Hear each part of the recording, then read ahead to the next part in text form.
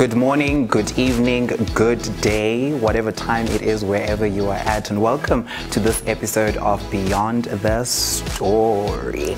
Today, I am joined by two wonderful, fabulous queens, the ultimate, the best premium that you can ever get in Johannesburg, Shenay O'Brien and Kitana Klitorus. We will be discussing Pride Month and, of course, everything that comes with that. So, Rainbow Kids, strap on those heels because we are about to strut.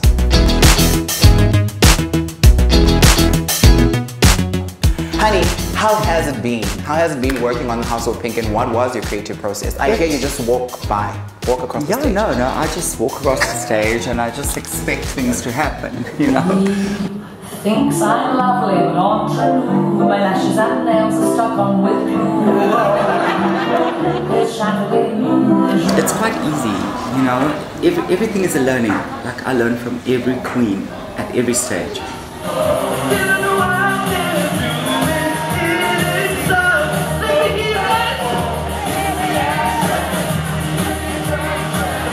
And speaking of the illusion, Shenay, I think you are almost like one of the queens that people look up to, and I think your transition into drag was also not even just a transition into drag, but your drag has been, I think, it's ever changing. It's ever changing. It's ever changing. And for me, I want to add on to Kitana. For me, I've always loved experimenting. Yeah. I always felt that drag is that perfect space where you have that freedom to express with different makeup, with different hair, with different styles, with different music, with different whatever. So for me, I pride myself on that as part of my brand. I never really want to look the same twice. Yeah. So for me, it's like I'll do my makeup different, not necessarily like when we're doing a set show. You know, obviously there's an expectation and you do your makeup for that show, how it should be. Yeah. But for me, like I'll wake up the one day and I'll be, well, maybe I want to be a redhead today. Yeah. Tomorrow I want to be brunette. Tomorrow I want to have my eyebrows up to my hairline. True. You know, it's ever changing. It depends on the mood that I feel. And talk to me about what that does to one's sense of self. You know, because I think part of what it means to be human is to be this very diverse vessel, you know, and you can literally carry anything. I always say humans are like water. You can fit into anything. But tell me what that is like and what that kind of evolution and diversifying your drag does to your sense of self.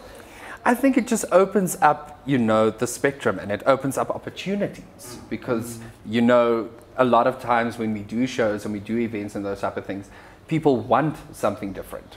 So, I mean, you get your people that are set and do their same makeup and same hair, and there's nothing wrong with that. Yeah. They have developed that for their brand.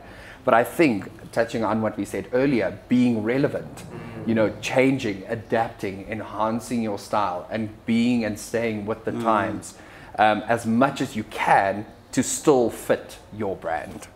And just to add to that, like I had a drag mother, and my drag mother stayed consistent, like throughout, whether it be day 1 to day 7, the makeup would be the same. And like Shenay said, like it's ever evolving, ever changing. You don't want to look the same the whole time because where's the illusion, you know, if you a one-trick pony? I mean, the illusion is there, but I mean, if you are doing a show and people come to your show 7 times and you look exactly the same 7 times, people are going to be like, we've seen it. Yeah. We need something new. And then they might move their clientele or their, you know, support to another person. Yeah. So I think it is beneficial to keep an open mind and to be in that space of being explorative and like creating yourself constantly and reimagining what it is to be a drag artist. I love that, and I think part of what we are doing as the Market Theatre is really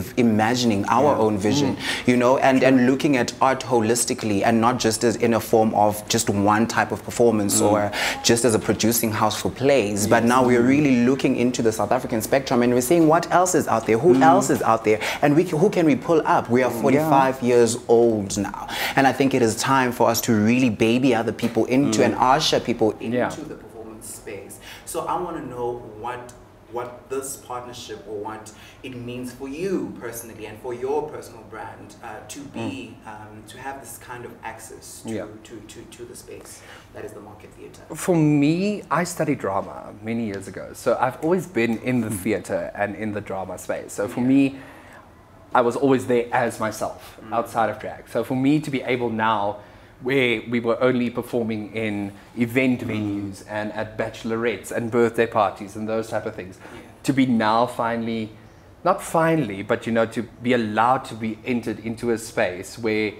we wouldn't necessarily be able to host drag shows, where it is, as you said, it's plays and it's musical theatre and it's this and it's that.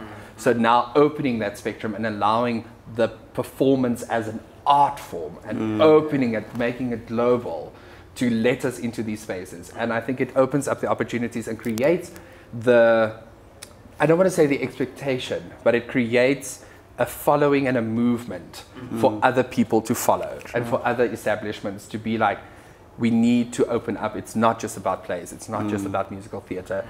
The spectrum of performance art is so broad, and we need to give everybody a valid platform to express themselves. I come from a corporate industry, corporate world, like banking. So for me, it's a new world. It's like everything is fresh. The experience, the journey is just amazing for me. And this opportunity, I call it an opportunity because it's an opening for me to open up another destination for myself to travel. And as Kitana Klitorus, the brand, I just feel that it's creating more space for me. Doing my first show at the Heartland in Braamfontein, my first little matchbox stage to something as big as this, and I call this big because for me it is. You know, it might not be for another drag artist that has been seasoned in theatre performances, but it's my first theatre performance, and I'm appreciating every second. And I love that you say that because I think for me, even within the drag space, the diversity that you find there, you know, it makes someone who is looking from the outside in to say, I can be that, I can be this, and you can literally be anything that you aspire to be, even if that is a black woman. And I think that's what Jada Essence Hall said. And I appreciate that because then you also become a symbol and a beacon of hope for someone. I love that. But speak to me about how hard or how easy was it access-wise, briefly, how easy or how hard is it just in terms of drag performance and accessing spaces and performance? It's like for myself, it's a little difficult because you have to find the right venue, you've got to find the right audience. You know, do you have a following that will follow you to that specific venue? You know, so it's all like a borderline between social following and your actual touch and feel followers. You know, the diehards, like Shenay was saying, the diehards that will follow you to Cape Town if you perform there. They'll fly in. Like I do have two followers like that would follow to a venue. But you can't just perform at one venue. You need to open up the space, and that's why I respect Shenay so much, because she hustled that game. And I'm starting to hustle that game and finding out what goes behind it. So I think she's got more in-depth. Yeah, so with me, I've always been focusing way more on corporate spaces and corporate events and those type of things. And it's only recently now that I've started a show called Tucked and Loaded, that it has obviously the full drag performance element, but it also has an educational element to showcase people in cities and towns that don't necessarily have access to drag. So we make a point of it to travel to smaller towns. So we've been to Tzaneen, we've been to Rustenburg, we've been to Nelspruit, we're going to Springbok in the Northern Cape. So I'm making a point of accessing these smaller spaces and especially moving into heteronormative spaces. So it's a very big thing for me. And you would be surprised, like when we did all these shows in these towns, like we were sold out every night for our shows, and it is all these straight people that come to our shows because they are so intrigued by this, and obviously they've seen and heard about these RuPauls and, you know, the shows and all that. So people want to experience that. There's a hunger for that. And I really encourage people to, like, never limit yourself to think that you can just be stuck at one venue. There is way more out there. There's way more out there. Explore. Be that queen that is daring. Be that queen that, you know, takes the risks. Yes, sometimes it might not always pay off, but if you keep pushing, if you keep hustling, and you really set in it to break away from the spaces that everybody else is performing at and create your own way, there's nothing that can stop you. So you're basically saying that even when statistics count you out and they're saying that you can't perform at that particular place or you can't perform there, that you still dare to go anyway, you know, because I think also that's just how life works generally, whether you're a drag queen or a truck driver, I always say, you know, you just have to be daring enough to go there or kick the doors yourself. It's because people fear what they don't understand. So a lot of the time people, they don't want to give these opportunities because they're like, oh, but what if it's too this, or what if it's too that, and what if it's too this and it's too crass and it's too, oh, no, you know, there's a million reasons that people can think of. And but then go to these venues, set up meetings with these people, like reassure them like what your show is about. Tell them that there's this massive, you know, comedic element to it. It's all about, and in essence, that is what drag is.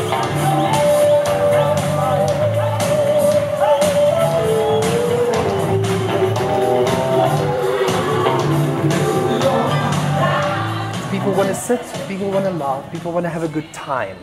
That is what drag is, and that is what we can offer your venue. You will. I won't say we can definitely guarantee feet and clientele to come to your thing, but we have been known to pull a few people. We have.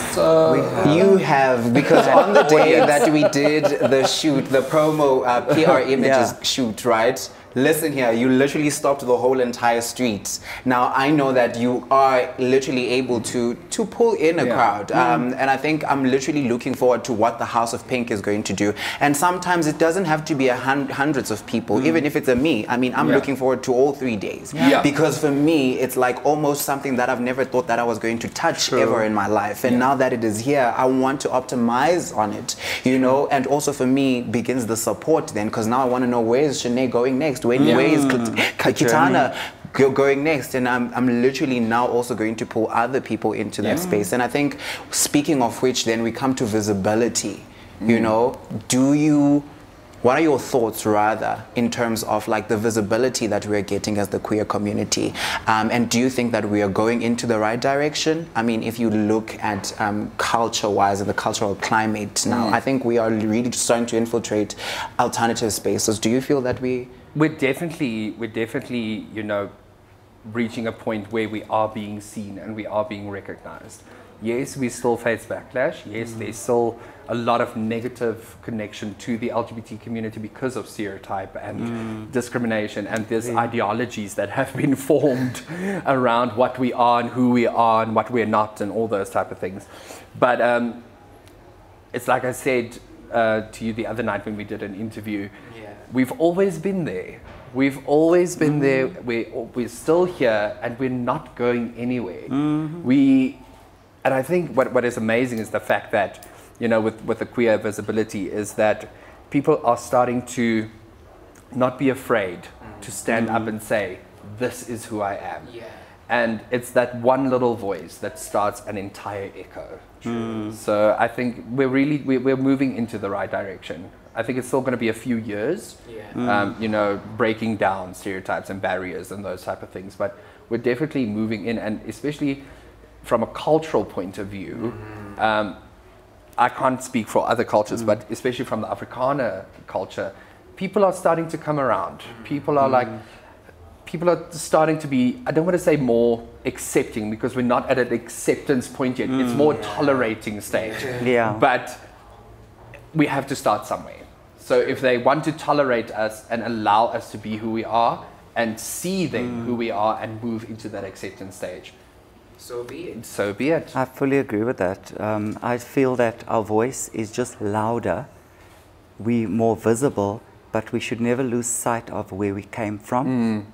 because I think a lot of the generation now have lost sight of the purpose of a pride, the purpose of why a drag performer is a drag performer. It's not just we want to put on a wig, it's a statement. Yeah. We are making a statement that we can go anywhere we want, perform at any venue we choose, and still leave there making 10 friends that I would never have made in an entire lifetime. Oh my God. So what are you essentially saying? Then what define pride in your own terms for us? I think also for maybe me, because I'm part of the new generation, and I think we are more like, okay, where am I getting my next followers? Do my followers know that I'm going to the Soweto Pride or the Joburg Pride? It's not as activating, you know, it's not activating a particular space anymore. It's about, can I be seen? I want to be seen in this luscious green top, you know, and my body. So really give us some of the nuggets that you have in terms of what pride means to you. So for me, when I went to my first pride, it was all about walking for the purpose of making a statement that we are here, we are queer, and we are not going anywhere. We are here to stay. And you better change your sight of us, you know, just to basically say to you, you know, the marriage thing, gay marriage, it took time to get there, but it started somewhere. It started with a pride. And now, like you said, it's all about the body. It's all about the car you drive, the place you live in. It's not about that. It's about coming together as a community. We segregated already within our own community. Now we're giving more ammunition for the outsider to come and say, oh, they've already broken their own house down. Let's break it further. Don't give them that ammunition. Look back to Martha P. Walsh and take that journey and understand, and then you'll be able to see. And I just want to add on to that. I think I don't want to say there's a lack of that, but especially with the newer generation of LGBT people who are now, I think, in a more privileged space to be, you know, accepted and coming out and being who they are. But they don't know the history behind, you know, what the older generation went through. If we are going to continue to carry over the information and to make sure that the prides and those type of things stand for the right thing, we as a collective, young and old, have to make an effort to make sure that the history that was done or that happened is never erased, and we need to pass that on. I love that. Now, drag is a very expensive sport. Oh, girl, don't you even. It's super expensive, and you need some coins to be able to maintain this lifestyle. And I want us to talk finances a bit, you know. How have you experienced, how is your experience in terms of money-wise? Do you need to be in a particular email bracket? from ABSA saying that you must please give me protection from yourself. I do not be disclosing these things. Yes. They will come for us, girl. They will come for us. They will comment on this episode and be like, she lied. She lied. Here's the statements. Oh my God, that's really funny. But on the reels though, you need to maintain the makeup. It's not cheap. It's really not cheap. And we spoke about access earlier. So if you have not so many spaces to perform to, how do you maintain your look? How do you get like your hair, like the clothes? These are things that make the whole illusion work. You know, how do you maintain that? It's a roller coaster. So like as a makeup artist myself, I always bargain hunt, and it doesn't make me cheap. It just makes me smart. So as a drag queen, you have to think smart. So I always ask the questions, like I asked Shenay, what foundation are you using? It looks so amazing. And I'd ask you, like, what foundation are you using? It looks so amazing. And I'd buy both, like, and then I'd see which one works for me. Because you can talk pocket, you get people that can afford those big brands, but you get people that can't afford that big brands, but they both want to look the same. So you have to find that space, that medium where it works for both. And you can buy the most expensive foundation, but think of the cheapest mascara. Because you go through mascara very quickly. Foundation, not so much. Brows, you know, lips. Think of the long wear, long wearability of the product instead of thinking the pocket, because investing in a good foundation never gets you wrong, you know. But a lip, mascara, eye pencil, drag queens go through those things like water. So obviously you're gonna get a cheaper option. I'm glad that you asked this question, because it is drag. I think a lot of people think you just get, you know, you rock up there and this is what you look like and whatever.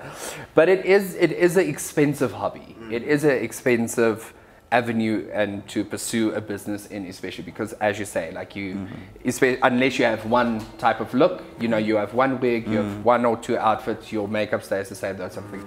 For me, I have an entire separate room in my house. And I'm not ashamed to say this, but I have a bigger closet than my real self. See, now so you're my disclosing finance. Yeah, shush. Absa, I'll deal with them later. But for me, it's like I've been collecting for a very long time, over the 12 years that I've been doing this. And it's like Kitana also says, like, for me, it's not necessarily always about the most expensive, you know, products and stuff out there. For me, you find what works and what looks good on stage. So at the end of the day, it's like, I agree, if you're like gonna go and do drag and you're like in drag 24/7 every day, you know, invest in a good foundation. But for me, if I'm on stage for an hour and a half, I get something that looks not cakey, but like it's thick and it sticks and whatever. Because obviously I don't want to look like I've been running from the border, you know, and sweating myself to smithereens. So you get what works for you. Don't think that you're going to go buy that Balenciaga gown. Don't go into debt for your craft. For me, for a very long time, I worked as my normal self before, like without the drag. And for me, it was like with every paycheck that I got, I would put like 30 or 40% aside. And that was Shenay's account. If she wanted something, it came from that. And currently, where I am today, like I said, my lives are split. I'm not schizophrenic. But I don't know what you're talking about. Where am I? But my life is very much split in two. So Shenay has her own bank account. It's obviously in Tiar's name because Shenay doesn't have an ID. Not yet. But I have my own bank account. It's it just makes life easier. So whatever Shenay needs, it comes from that account. So she doesn't live off me anymore. My real self. Now we just learned That's an interesting word. saving tips. Saving. You can put some on that piggy bank.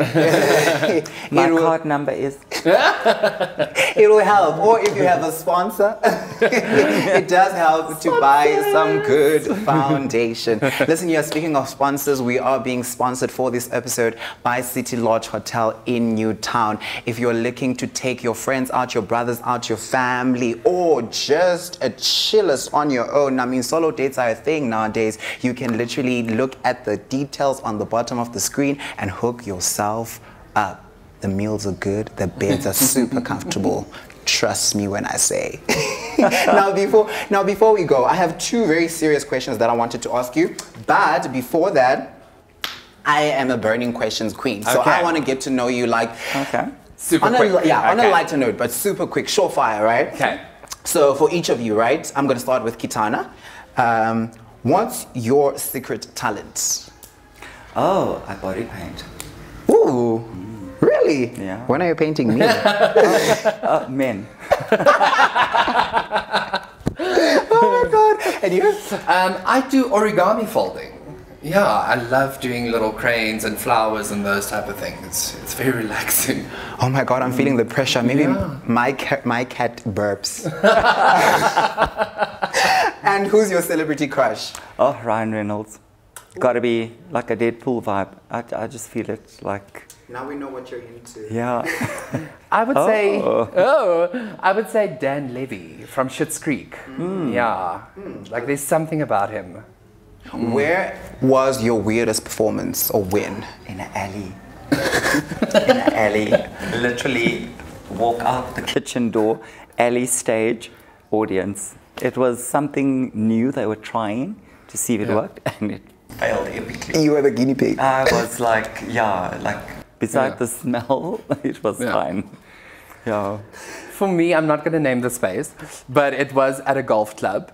And their theme was Priscilla, Queen of the Desert, but it was literally like 70 plus people, like 70 age old plus people. Oh, no. And it was just very awkward because I don't think they really knew what was happening. And they were like, what is this in front of us? Like, because I don't even think they were aware what Priscilla, Queen of the Desert is. So yeah, I think that was my weirdest performance. Leather or lace, and why? Leather. It encompasses strength and it's durable. We see you. I'm going to say lace because it's sultry and it's sexy and it's flexible. And there's just, as much as there's a vulnerability to lace, there's also that fierceness encompassing that. So I can see myself as a lace. I love it. And where do people get a hold of you, Kitana? How do we get a hold of you? On Instagram or even Twitter, I have the same handle, Kitty_the_house_cat. So you can find me on any social platform on that. Yeah. And you? I'm on Facebook, Instagram, Twitter, Mixit, BBM. Here is a fossil, y'all. No, she's a dinosaur. Oh, no, I'm not a She's still living in the Stone Age. No, people can find me on Instagram, Facebook, and Twitter at Shenay O'Brien. And yeah, that's the only place. I don't TikTok. I think I'm too old for TikTok. And it can be exhausting. I don't have the time for TikTok. Yeah. One last question. Does the movement begin or end with you? I think the movement is consistent. It doesn't begin or end. It depends on you as the person. So, yeah. I think I'll agree with Kitana. I don't think it is a beginning and an end. It's continuous. There were people before us. There will be people after us. We are just passing the torch. So I think that's a very good answer. The Drag Olympics. The Drag Olympics. The Drag Olympics. And I am now passing on the baton to you. And thank you very much for joining us in this very, I think, blessed episode. I think you don't really associate anointing with drag queens, but I think these two are pretty anointed. And thank you very much once again for joining us on this episode of Beyond the Story. We will be seeing you on yet another one where we premiere yet another creative. From me, Thozama, Busakwe, I will be out. Don't forget to come to City Lodge and enjoy yourself. See you on the flip side. Thank you, Queen. Thank you. This has been